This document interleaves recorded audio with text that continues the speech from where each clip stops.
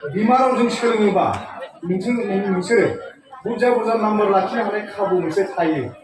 दा इंराजि साबजेक्टखौ फरायोब्ला इंराजि साबजेक्टखौ जेबायदि बुजिनो गोब्राब जायो गियाननि बा मेथमेटिक्सनि साबजेक्टफोरखौ जों बिमा रावजों माने लिरनो हायोबा बा फरायनो मोनोबा साबसिन बुजिनो हायो होनना बुंदों। आरो बे बिमा रावजों फरायनाय बिजोङाव फरायनाय जे सोलोंसाफ्रा बांसिन क्रिएटिभ माने सोरजिलु खामानिफोरखौ मावनो हायो होनना बुङो। बिसोर बांसिन सोरजिनो हादों होननानै बाहाय माने रिपर्टआव दङ। जायखिया माने मुलुगनां थुनलाइनि गासैबो अरायथा सोरजियानो जादों थुनलाइगिरि सासेनि गावनि बिमा रावजों लिरनाय थुनलाइ। আমি কিবা এটা লিখিব লাগিলে বা ক্রিয়েটিভ লিটারেচার যদি আমি লিখো তেতিয়া আমি প্রায় ইংরেজি লিখো, ইংরেজিত আমি নিলিখো। আমি মাতৃভাষাইতে অসমীয়া সাহিত্যিকে অসমীয়া ভাষাতে লিখিব, বড় সাহিত্যিকে বড় ভাষাতে লিখিব। बेबायदि लिरनायाव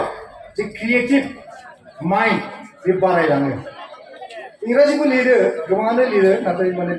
जोबोद खम इंराजिजों लिरनाय गावनि जि मौलिक रचनाखौ लिरनाय उदाहरण जोबोद खम। जायफोर थुनलाइया उनाव इंराजिनि अनगायैबो गुबुन गुबुन गोबां राव बेफोर थुनलाइफोरा दानस्लायहैजायो, मुलुगाव मुंदांखा जानो हायो गावनि फरायसंनाय आरो ध्याननि गेजेरजोंसो।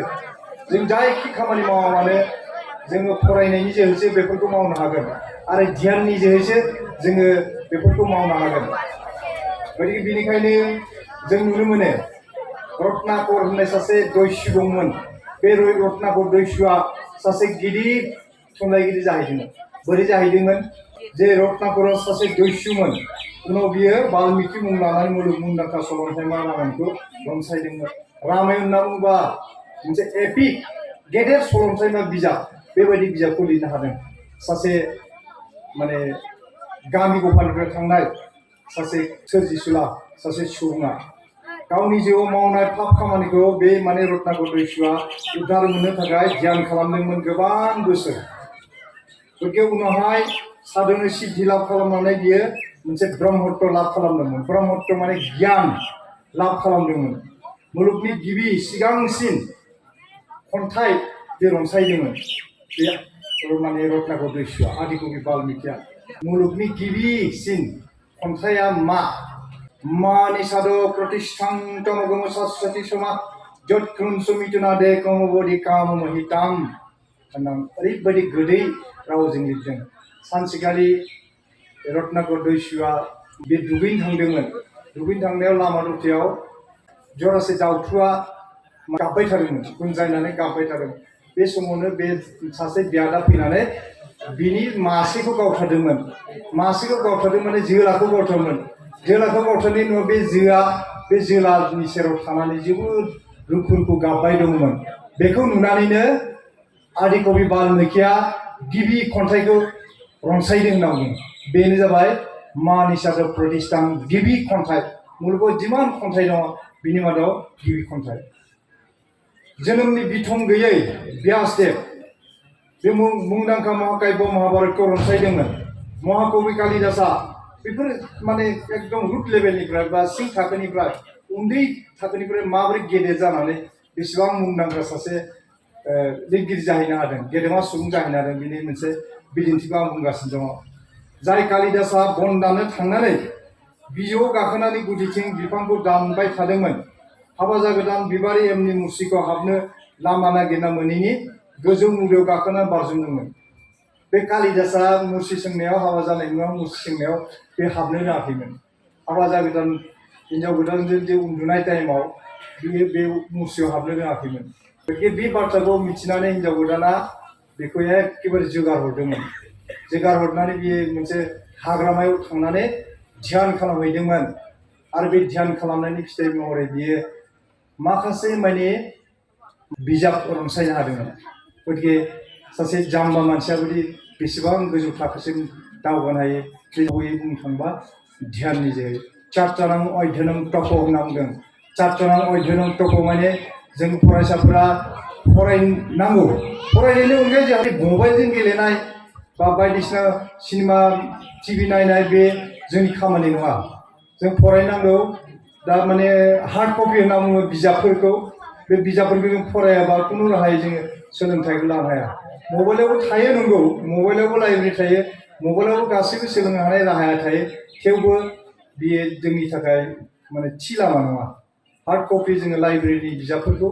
बा जोंनि क्लासाव थानाय बिजाबफोरखौ फरायोब्लासो जों गुबै सोलोंथाइफोरखौ लानो हायो होनना बुंदों मानोना library is the ग्रेनारि of knowledge बेबायदिनो जिउनि जेननाय देरहानाय घात प्रतिघातनि उनाव इयुन जिउआव गेदेमा सुबुं जानो हानाय बिदिन्थि सुबुं जारिमिनाव गोबां दङ गेदेमा सुबुं गेलेलुखौ गोसोखां Socrates Einstein Plato' Aristotle Benjamin Franklin Mahatma Gandhi Nelson Mandela Dante Karl Marx Lenin Mao Tsetung Bishnu Rabha Shri Shankardev Madhavdev Kalicharan Brahma आरो गोबां गेदेमा सुबुं बुहुमाव जाय समाज फोसाबगिरि महरै गावनि बिहोमफोरखौ बावलांदों बिथांमोननि जिउ खौरांफोरखौ जों फरायनांगौ जिउ खौराङा जाबाय मोनसे गेदेमा सुबुंनि जिउ खौरां फरायोब्ला जोङो बे गेदेमा सुबुंनि जिउ खौरांजों लोगोसे बेखौ उन सोलोंनानै जोङो बेबायदि गेदेमा सुबुं जाहैनो हायो बिथांमोननि जिउ जारिमिन जिउ खौरांफोरखौ जों फरायनांगौ उन सोलोंनांगौ बिथांमोननि बोसोनबानि आदर्शजों जों जोंनि जिउखौ दाना लानो रोंनांगौ जिउखौ दानायाव धोरोम शास्त्र बिजाब गीताया मा बोसोन होदों बे बाथ्राखौ आङो बेहाय बुंनानै फोजोबनो सानदों बे जाबाय जोंनि लाइफ फिलसफिनि खोथा गीताया मोनसे शास्त्र बिजाब हिन्दु शास्त्रनि मोनसे बिजाब बे गीताया जोंनो ओरैबायदि बोसोन होदों जाय बोसोनखौ जों साफ्रोमबो सुबुङा लानो हायोब्ला जोङो पदे पदे जोङो दावगालांनो हायो दा बेवहाय बुंदों जे what Geeta says about life जिउनि बागै गीताया मा बुंदों words is worship कर्म ही धर्म होनना बुंदों कर्म ही धर्म खामानि मावनायानो धोरोम गतिके बेखौ गीताया बुंदों आरो बुंदों मा लाइफ इज ए चेलेन्ज जोंनि लाइफआ जोंनि जिउआ जाबाय मोनसे चेलेन्ज मिट इट बेजों मोगा मोगि जा होनना बुंदों जों जिखुनु माबाखौ जोङो चेलेन्ज हिसाबै लानांगौ बेखौ मोगा मोगि जानांगौ होनना बुंदों नङाबा नोङो जिखुनु खामानियाव थुलुंगा गैयै जायो नार्भासनेसा फैयो इनफिरियरिटि कमप्लेक्स फैयो गतिके नों बेनिखायनो साननानै लाना गीतानि बानि हिसाबै life is a challenge meet it होनना बुंदों बेजों मोगा मोगि जानांगौ life is a gift accept it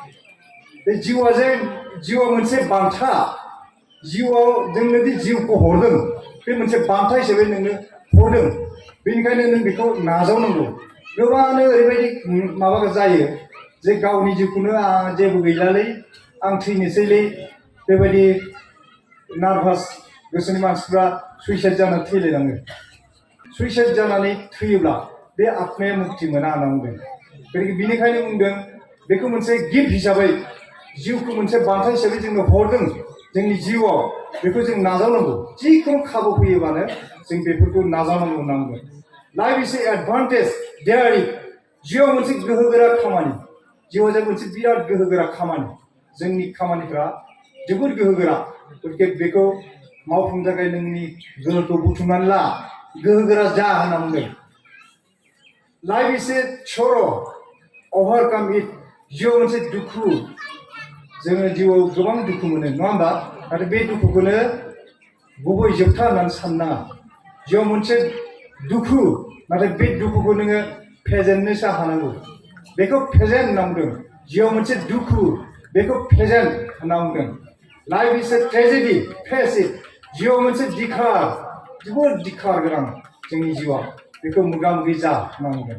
मोगा मोगि जा फेस जा बेखौ गिनानै खारखोमा नाङा life is A duty perform it जोंनि जिउआ जाबाय मोनसे मावथाय मोनसे कर्म बेखौ माव डु it perform it life is A duty जोंनि जिउआव जिफोर डिउटिया फैयो बेफोरखौ जों मावफुंनांगौ आरो बेखौ मावब्लानो जों बादुला जायोबा जों जेबो खामानियाव आवगायनो हानाय नङा life is A game play it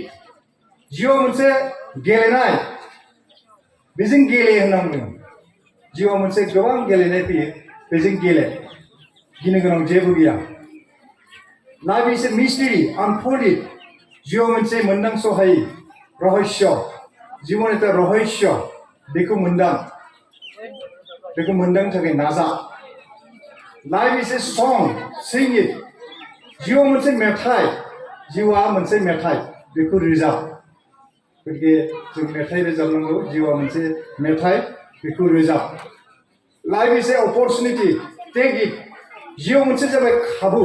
जिउआव गोबां खाबु फैयो बे खाबुखौ जों लानांगौ होनना बुङो life is a opportunity take it life is a journey जिउआव मोनसे दावबायनाय जिउआव मोनसे हान्थिनाय दावबायनाय बेखौ आबुं खालाम नों दावबायनायखौ आबुं खालाम life is A promise fulfil it जिउआव मोनसे समय खेरा लानाय प्रमिस फुलफिल इट बेखौ जाफुंनो हो होनना बुङो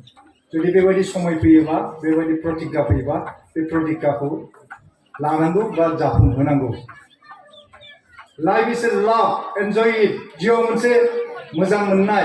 जिउआ मोनसे मोजां मोननाय बिनि थाखायसो नोंनो जिउखौ हरदों गतिके बे जिउखौ हरदोंब्ला बेखौ नोङो बाख्नाय नोंदि मानसि हिसाबै जोनोम मोनदों बेखौ नों निजेनो बाख्नायनानै लानांगोन जे लाइफ इज ए स्पिरिट रियेलाइजेशन जिउआव मोनसे साग्रिथाय बेखौ मिथिखा जों सांग्रां जा life is A struggle fight it जोंनि जिउआ जाबाय मोनसे जांख्रिथाय स्ट्रागल फाइट इट बेजों जुजि यालोगत माने जुजा life is a puzzle solve it जिउआव मोनसे पाजल बेले बेजे जिउआव मोनसे जेथो गोनां बेखौ सिफायनांगौ सल्भ इट जेरैहाय मेथमेटिक्सआव मोनसे प्रब्लेम जायोबा सल्भ खालामनांगौ मेथमेटिक्स मोनसे पाजल जायोबा मोनसे फर्मुलाजों बेखौ सल्भ खालामनांगौ सल्भ इट होनांगौ गतिके गीतानि बे 17 बाणी दङ 17टा बाणी दं बे बाणीखौ जोङो जोंनि लाइफ फिलसफिजों गोरोबहोनानै जों बेखौ थाङोब्ला गोबां बिथिङावनो जोङो देरहासार जानायनि लामाखौ जोङो मोनगोन राहाखौ जों मोनगोन गतिके जों गीतानि 17 बाणीखौ जों जिउनि सानथौआरि बोसोन हिसाबै लानांगौ आरो जों जोंनि जिउनि माने बेबायदि